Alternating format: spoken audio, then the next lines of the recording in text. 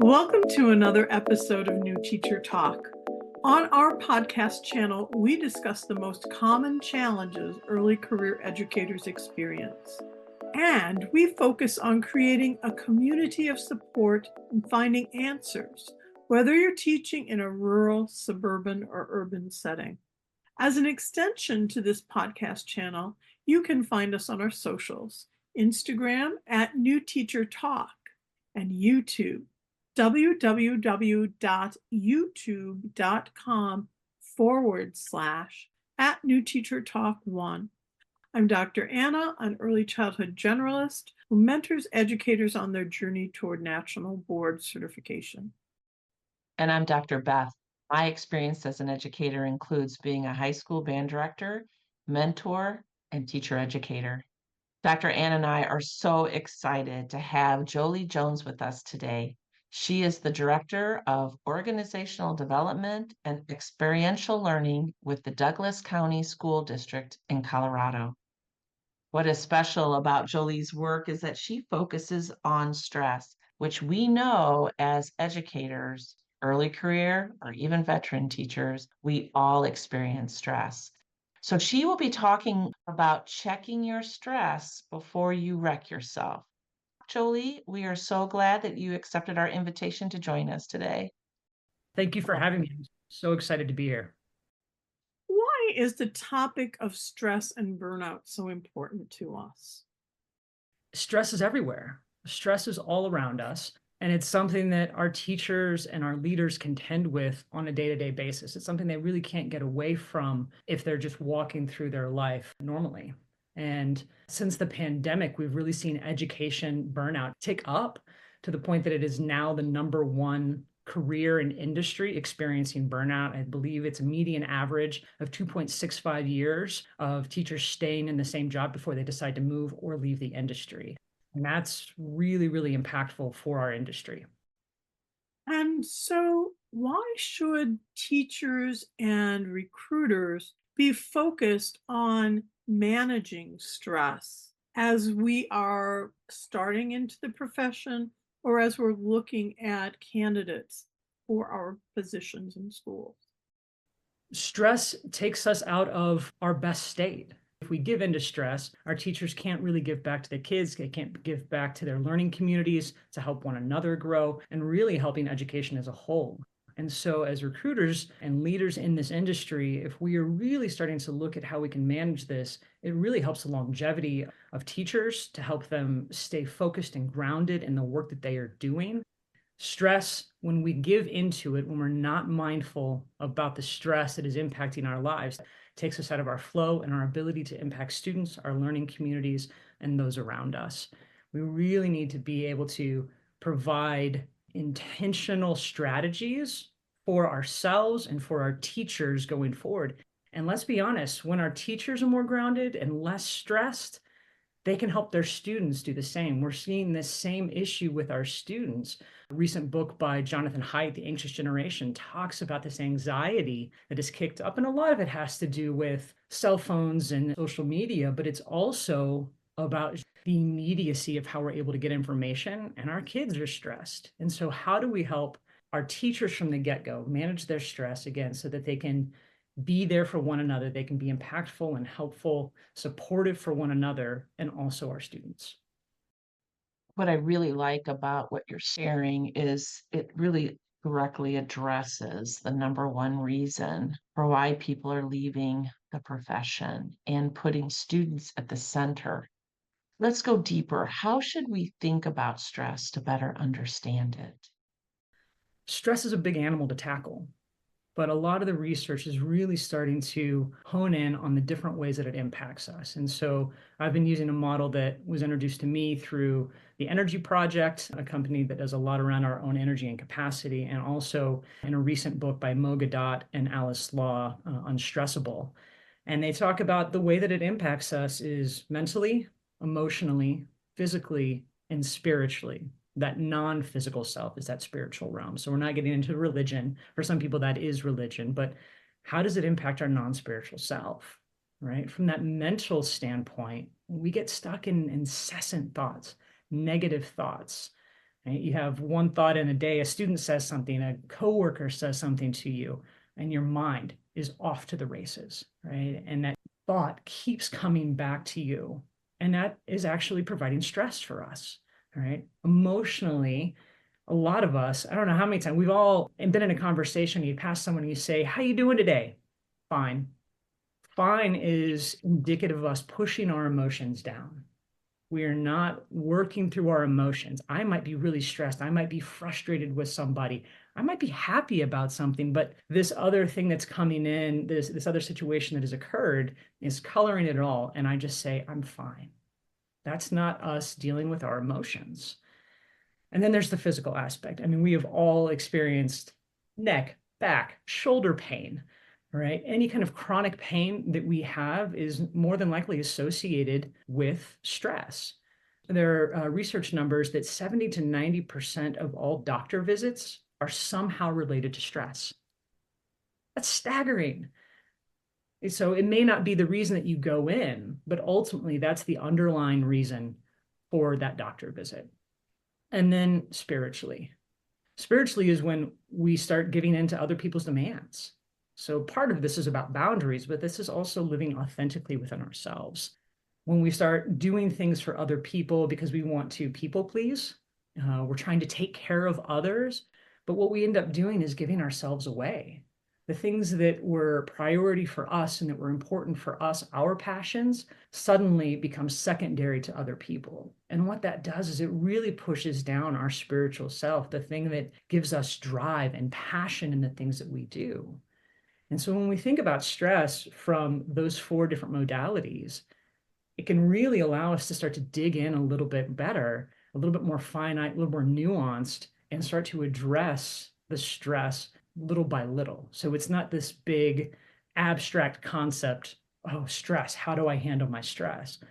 Well, let's look at each one, right? Oh, how do I start to deal with that physical pain, right? Maybe I go out to the gym. Maybe with the mental piece of that, maybe I do some meditation, right? And there's a lot of different strategies that we can start to grab a hold of and start to utilize, but we have to really start to break stress down into smaller pieces. Jolee, that makes so much sense to me. I've never thought about breaking stress into those finite areas. When you were giving examples, it made me think about how each one of those impacts a teacher in a day. That lesson didn't go well, or I got this nasty gram from someone in the morning and it's colored my whole day, and I keep going back to it and replaying it in my mind rather than just saying, I'm going to let go of that until I have more mental capacity to deal with it and think about it, or maybe just set it aside because it really isn't important, but I've made it important. Yeah, we add a lot of extra noise into our own stress, right? With those thoughts, be it just small kind of passing thoughts or the obsessive thought that really digs in, right? Especially as a new teacher, if you mess up a lesson or you struggle with a lesson, and then maybe you get feedback from that. And maybe you struggle taking feedback, and now that thought is just in there. I'm never going to be right as an educator. This is not what I should be doing. I was all wrong about it. And that obsessive thought creates stress, creates a cortisol buildup in our body. And maybe that's part of why we're seeing this turnover rate at 2.65 years, right before they're changing jobs or they're leaving the industry altogether. It's an obsessive thought that has taken root. And how can we stop that? And it's interesting that you say 2.6 years, because that's just prior to when you might get tenure in a district. And is it the fact that I'm not sure they're going to ask me back and that would crush me? Or is it that if I go further, I'm committed, I'm here? So thinking about that aspect of stress and that critical point in one's career, I almost wish we could do some more research into that topic. there's so much that's there, right, around stress and how we can start to impact that, how we start to think about what is an impact or a lever early on in an educator's career. That how do we support and take care of them holistically? I think a lot of districts do a wonderful job of, again, creating those learning communities and making sure that we're supporting from a curriculum standpoint and giving them new teacher orientation and all the things that we're used to seeing, right? But how do we start looking at this and really making it more, I would say, meatier, something to chew on a little bit more? Like wellness programs are great. I think that we can do more with it. I think that's what I'm working with our wellness and benefits department to kind of in the background, like how do we really beef this up a little bit so that we're taking care, again, of our leaders, our teachers, the new teachers that are coming in, even our staff that are supporting our district. Those spaces that we don't always put forward within our systems, they're crucial. They're a critical part. And when one department is struggling, but that department is supposed to be helping our teachers through IEPs or even busing, then it impacts the entire system. And so we have to have a more holistic view of stress and its impacts and how it leads to burnout long term. So what we want is something called just right stress. And in that just right stress, that is where we find flow. It's just a touch of discomfort, right? And with a touch of discomfort, we hit our stretch zone. We're just outside of our comfort zone. And again, that's where we activate flow state. So most of us have experienced that joy of working on a project or working through a problem. And all of a sudden, or maybe we're trying for a new skill. And at first it's challenging. It's uncomfortable. But as we dig into it and as it starts to get a little bit easier, time slips away, focus narrows. And at the end of it and on the other side, we're like, oh, that was fun. I enjoyed that process. We feel invigorated by it. And that's just right stress, right? The level of challenge just exceeded our abilities. And so we had to push that ability up. We had to learn and create a higher level of ability in order to meet the challenge and eventually exceed it, right? And that's what flow is all about, is making sure that equation of challenge and ability is rightly matched. You know, Jolie, you piqued my interest because when it comes to stress, people often talk about distress and eustress. Eustress can be good stress, but you've taken that another step further, much further. This notion of just right stress, the flow, that really has made me take pause and think deeply about what you're saying. So thank you for that. Leaders sometimes, again, because stress is so huge, right? And we see our staff struggling with stress. Sometimes from a caretaking perspective, we want to remove all the stress. We want to make it easy. And what that actually does is it keeps people in their comfort zone or even below it, right? And so they're not actually using their skills. And there's another fabulous book, some other research that I've done around oxytocin. And it's Paul Zak, I believe, and he wrote a book around trust and trust within the workplace. And he talks about one of the best things a manager can do is to create trust, is to create that just right challenge, right? He says, when we do that as managers, when we push our people and say, I know this is going to be hard for you, but I really think that you are capable of doing it. It creates, we actually have oxytocin, that trust, that love chemical that releases within us. And we go, okay, and we rise to the challenge, right? We may struggle a little bit, but that just right stress puts us in that flow state and we become closer to our manager for giving us that opportunity. And then on top of that, right, you have now a new relationship. When we have relationships and connection, we also take care of that emotional and that spiritual realm of stress. That becomes a strategy to help lessen stress in those two areas. What I appreciated that you said about the idea of the relationship and posing a task that might be challenging. But the really important part that the employee needs to hear is, but I believe in you and you can do this. Absolutely. And too often we only hear that first part. This is hard. You're on your own. Go for it. And we It's really forget that we've got people there that believe in us and can support us in these things that are hard. Belief is powerful. It truly is. And the idea of those relationships, that we feel that we are a team approaching this hard thing. And that when you might stutter, I'm here to help you and encourage you and to offer my thoughts and my help. Mhm. It might be there, but I'm not always so sure that early career teachers and teachers in general always feel that authenticity coming back at them. I trust you, because we're having a lot of hearing non-trust from the public, from outside noise, that we aren't good enough, that we have to give you a prepackaged curriculum. We can't let you tinker in your work. We don't believe in you. And I think that when teachers hear that enough, that's when that idea of self-value and that trust in yourself, and it comes back to those 4 points you've talked about. I don't feel good. My emotions are in a tizzy. My mental space isn't here. Am I really good enough? Am I really capable?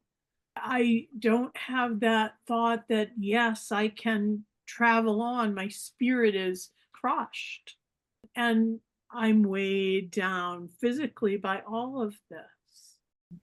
Yeah, it becomes heavy really fast, right? The distrust that a new teacher or even seasoned teachers feel when they're not feeling that support from a community, from leadership, maybe from a curriculum department. Maybe it's just their own thought in their head. Maybe that's not actually true, right? But again, the thought creates the emotion, creates more thoughts, creates more emotion, and then we have a physical manifestation of it. It is this vicious cycle. And one of the things that came out within my reading and my research around this is that we are not set up, our nervous systems are not set up for the kind of stress that we encounter in modern day. Modern day stress no longer starts with the tiger or the saber-tooth tiger chasing us, right? Modern day stress starts with a thought, right? This wonderful thing that sits, at the top of our body, our brains, doesn't stop. It is constantly going. And so when you have those thoughts that are just creating noise, that are creating obsession, to again, look at trust, look at relationship and say, I do believe in you. I trust you to do this. Be creative. Creativity and innovation and education. I would say that 9 times out of 10, when you ask someone about their favorite teacher, it was that teacher that did something out of the box, right? That wasn't doing the cookie cutter. And so how do we get back to a place of that where we calm everyone's stress, including our communities, including our leadership, and say, it's okay. We know that we can still innovate and still take care of our students and our teachers and everyone in a really, really wonderful and intentional way. Absolutely. So, what are some ways that we can navigate stress in our professional and personal lives? There's a number of ways that we can dig into that, but a simple framework that I like to use, it's the 3 L's. It's limit, learn, and listen. And really think about this as a cycle. So it just continues to go and go and go. It's not linear in its fashion. But first we want to start with limit. So how do you take stock of the stressors that are actually impacting your day, right? And break your day up into smaller pieces. I think, again, if we look at it from a whole day, go, oh, I can't even start to imagine everything. So start with your morning. And there are stressors from the moment we wake up. A lot of us, we have our phones as our alarm clock. And so we might be in a beautiful state of REM sleep. We're having a wonderfully weird dream, and that alarm goes off, right? And it jolts us. That right there is an immediate stressor. And then I am guilty of this as well. This is still one of those areas that I'm working on, is I grab my phone and I start scrolling. I look at whatever notification came through in the night that is not relevant for me. I don't need to see some random news story about what's happening with snowpack in the mountains. I don't need that at 6 a.m., right? But I do that right away. And a lot of us do that. It's a really staggering number of people that pick up their phone within the first 4 minutes of being awake. And then you go to make coffee and you go, you know what? I forgot to pick up coffee last night. Now I have to add that coffee run into my commute. That's a stressor. Just a small nuisance, but it's there. And so, how do you start to look at your day and start, again, break it down? What are the things that just make me go, ugh, right? Write it down. And when you start to look at that, then you can say, okay, what can I take away? Well, I can dust off that old alarm clock that's sitting in a box somewhere downstairs and use that and leave my phone outside my room. Immediate stress or stress relief, right? I'm not tempted now to look at my phone because it's not there, right? And so that's an easy one to do. If you're worried about your commute, right? You're constantly leaving right at the last minute. You know, if I leave by 7:30, I'll be right there on time. But you're never on time, right? Because there's construction and there's an accident. So leave 10 minutes earlier. There are simple things that you can do to limit the stressors that are in your day-to-day, right? And so how do you start to limit those things? So take an inventory and look through and say, what are one or two of these? Start small. That's what I would say too, is start small and start to take those off the list and remove it and practice it. The next one, learn. This is not just about the knowledge within a book or an article or that type of thing. This is also about practice. We have to practice what we learn. Otherwise, it is just, we're going to dump it, right? Our brain will go, you don't need that anymore, and it will flush it out through its natural, the way that it works. And so when we start to practice this new stuff, I often talk about in other trainings that I do, like if I have been to so many conferences where I am fired up, I am learning new things, I'm writing them all down in my little notepad, and I'm going to do this, I'm going to incorporate this into my work. And then I put that notebook aside. And then I literally found 5 notebooks from old conferences I had gone to about a year ago. And I was like, oh, look at all these fabulous ideas that I had. I put none of it into practice.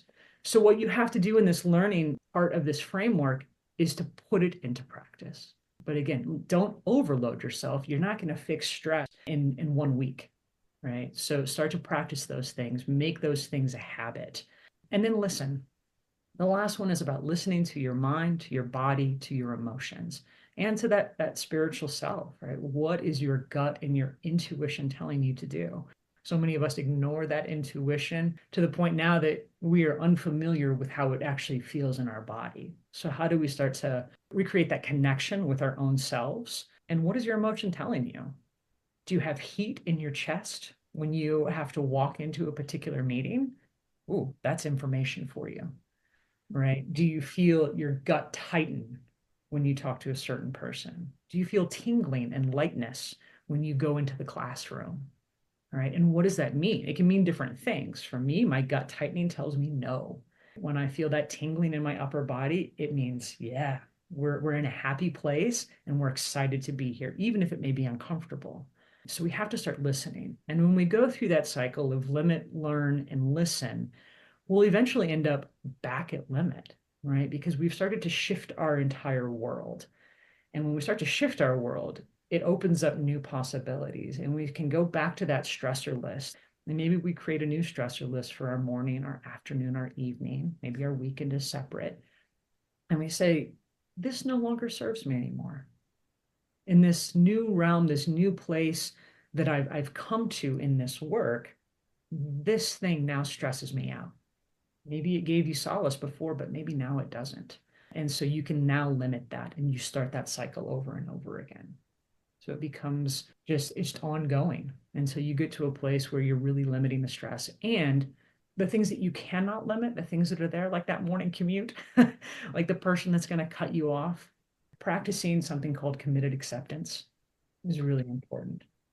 I accept that that person cut me off. Maybe they have somewhere they need to be right now.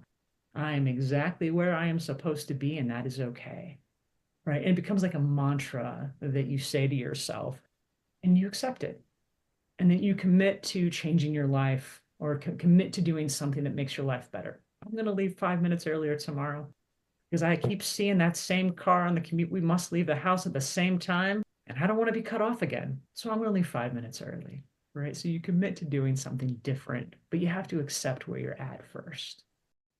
One of the things that really came out to me in what you were just speaking about, Jolie, is that we have to start really thinking about ourselves and not in an egocentric kind of way, but think about what we need, how we can take care of ourselves, and not necessarily look to someone else to do that for us. Absolutely. Take control. You're in control of a lot of the stress that manifests in your day. And so, yeah, take control, take responsibility. But your body, your mind, your thoughts, all of those things, they are wise if you let them be. And so there's that adage, right, of being selfish is not selfish, or taking care of yourself is not selfish. I think it's actually what it is. It's okay to take care of yourself. Put ourselves first before we can take care of others. Yeah, absolutely. I think it's hard for a lot of educators. There's a caretaking component to a lot of educators. And right, our culture tells us that if you're a caretaker, you take care of somebody else first. It's just not true. And it doesn't have to be the case. You come with more energy, more capacity when you take care of yourself. If your back is hurting, it's okay to rest. It's okay to take that break. If you realize that you are clicking through tabs on your computer because you're not actually getting anything done because your mind is unfocused and tired, stand up, go connect with someone, stand up, go outside for a walk, get fresh air, and come back to it. That is taking care of yourself so that you have energy and capacity to continue on to do the work that is important. Our listeners really appreciate episodes like this, Jolie, that are so practical, filled with ideas to use right away. Let's keep this conversation going. If our listeners would like to ask you a specific question, connect with you, maybe somebody listening would like to have you as a keynote speaker or come to their school district and talk more about stress and how to work with that as a teacher, how could they reach out to you? Reaching out to me through one of my couple of emails. I also do this. I have my own consulting company, Ellipsis Consulting.